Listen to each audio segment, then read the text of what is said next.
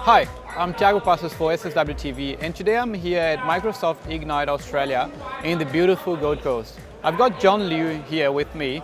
He's a senior consultant for SharePoint Gurus and also an MVP. Hi John, how's it going? Hello, it's great to be here. Yeah, awesome. So first question, and that's probably a tricky one. I want you to explain what Azure Function is from your perspective. Yes. Not as a general thing, from your perspective. Okay, so this is my elevator pitch for Azure Functions. Azure Functions is the cheapest way to run your code in the cloud.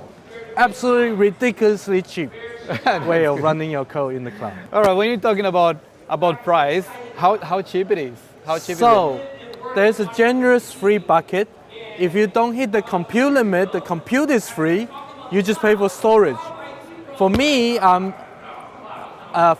pay about 20 to 70 cents per month. Wow, that is pretty cheap. Cents. Wow, I turn off that's all my amazing. VMs. I just have functions now. Oh, nice. All right.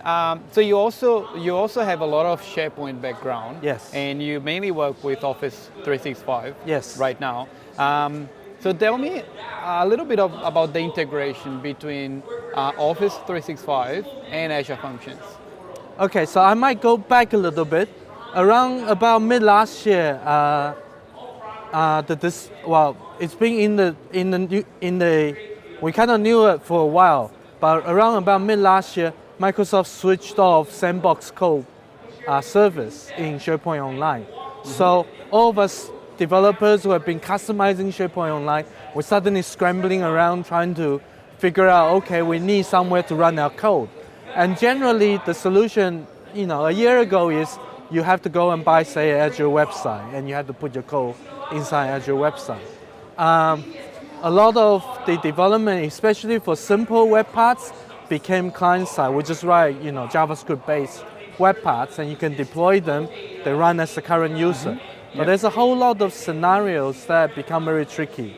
One of the things that hit many customizations is you could write these remote event receivers, a little bit of Java, a little bit of C# code that will run when, say, your document library was changed, and all these code will stop working effectively.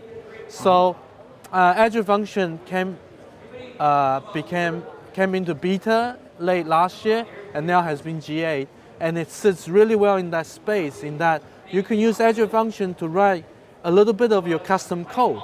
And now you can handle several scenarios that you just can't do with a client-side JavaScript. So you can do remote event receiver that I mentioned. You could use an app-only account within the function. Then you can essentially do a elevator privilege or elevator permission task. Nice. You could do complicated things like copying files from one site collection to a different site collection. You could trigger, Azure Functions on a timer, and say do a weekly or monthly summary email, where you kind of scan through a whole site, find all the tasks that haven't been completed. So you basically can replace some of the workflows that you would previously have in the past. Yeah, and you can write that in a very succinct or very simple little function, and then have Azure Function run it for you. Either based on an event trigger or based on a timer, and it costs you almost nothing. So it came in at the right time for various scenarios, but it's a very suitable solution to a whole bunch of these scenarios. And what are the next exciting things that are coming in the SharePoint space, in the Office 365 space, that you can also integrate with Azure Functions? Right, so inside Office 365, we've been seeing a lot of new applications coming up. Microsoft Teams is one. We also have more power user tools like PowerApps and Flow, or maybe even Logic apps. And these apps, when we first look at them, especially takes, for example, Flow. You look at Flow and you think, oh, it's very cool how you could connect different resources even outside of Office 365 with Flow.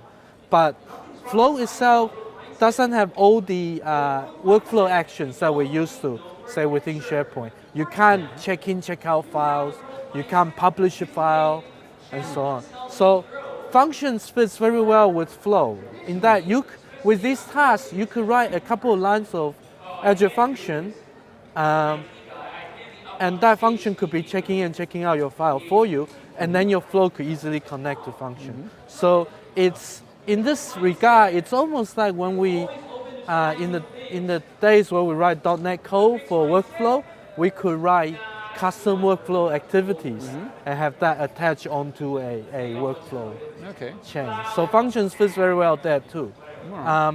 And within, say, PowerApps, you can invoke a function directly.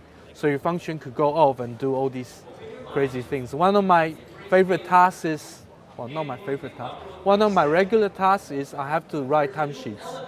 Every workday I have to write a timesheet. And I could have a function expose that as a simple web endpoint, and then I'll just have a Power App that could detect where I am based on my location. Yes, yep. And they will figure out, oh, you're really close to this client, so you must be working with this client. And then it will pre-populate that for me with a little bit of logic in the Power App, and then it will call my function, and my function will just. That's awesome. So it seems like the dev experience changed a lot over the years. Yeah. Like back in the day, you would write like farm solutions a lot. You would write a lot of C# code. Yes. And then Microsoft just decided, all right, I'm gonna limit what you can write in C#, and then they created the sandbox solution.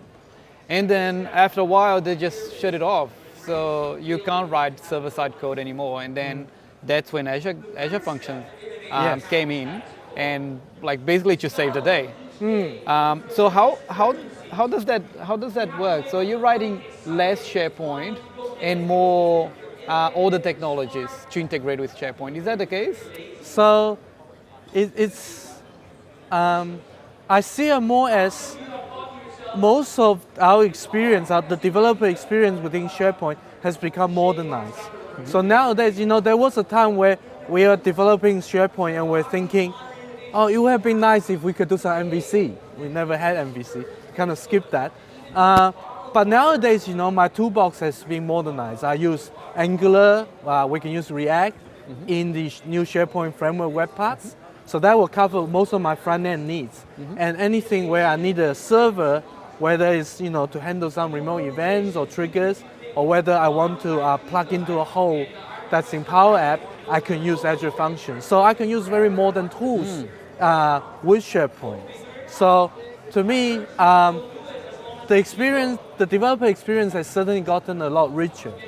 And that, I think, is a great thing. That's a great thing, right? I'm not using really outdated tools or technology. I'm using very modern tools and technology. So I'm very excited. This is a fun time to be a SharePoint developer, actually. Yeah, that's pretty exciting. Yeah. So do you have any other events or any news coming like from you? So we always have the Sydney SharePoint user group, and for Australia, we have this event called the Office 365 Saturday that will be coming to each of the major cities. So we are about to announce the dates for which of these are. Awesome. And I'll send that dates to you when this comes up. You can add that to the notes. Cool. Awesome. So John, thanks so much for joining us here. Yeah. And I'm Thiago Passos for SSW TV. Thanks for watching.